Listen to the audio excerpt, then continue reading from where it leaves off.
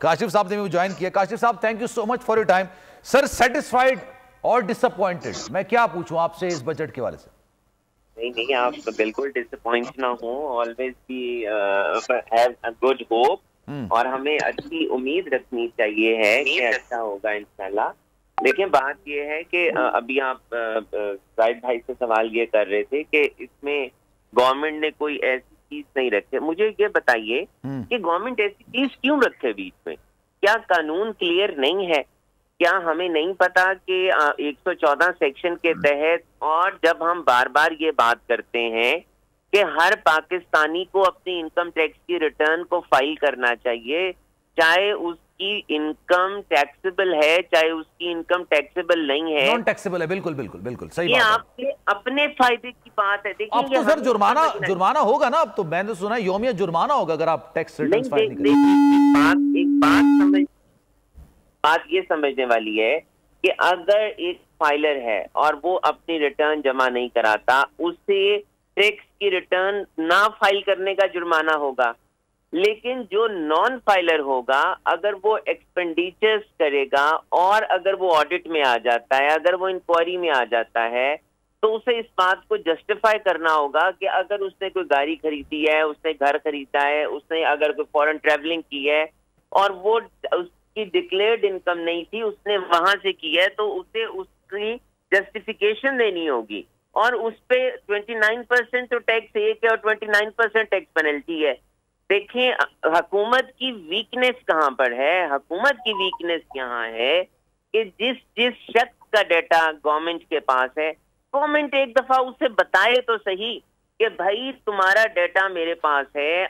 मैं मिसाल देता हूँ, देखिए मैं ताजिर भी हूँ, आपके 40 लाख कमर्शियल मीटर्स हैं, जिसका एनटीएन नहीं है, गवर्नमेंट क्यों नहीं बंद कर देती? ना पेनलाइज करें ना उसे, मैं कब कह रहा हूं उसे पेनलाइज करें, लेकिन कम से कम उस कमर्शियल मीटर को बंद कर दें ताकि वो अपना एनटीएन, क्योंकि कानून ये कहता है कि जिसका कमर्शियल मीटर है उसे अपनी इनकम टैक्स की रिटर्न को फाइल करना है।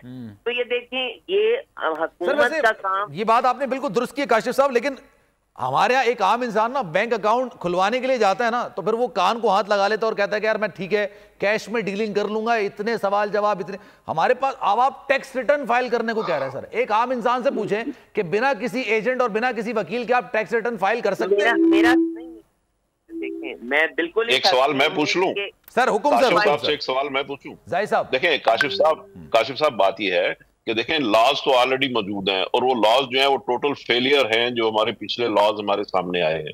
फॉर एग्जांपल, अगर मैं टैक्स रिटर्न देता हूं और मैं उसमें अपनी इनकम सही डिक्लेयर नहीं करता, तो फिर वो कैसे उनको पता चलेगा? ऑडिट से पता चलेगा।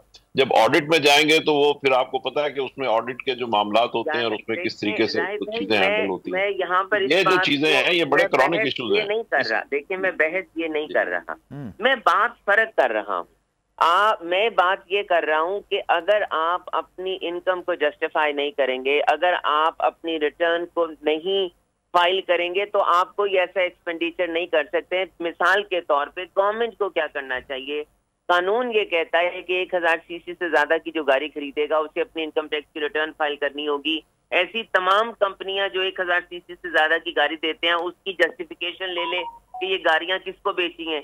जो फॉरेन ट्रेवलिंग है उनसे गवर्नमेंट नोटिस। भाई आप बात तो दुरुस्त कर रहे हैं, मैं आपकी बात से इख्तिलाफ नहीं करूंगा, लेकिन मुझे एक बात का जवाब तो देना सर।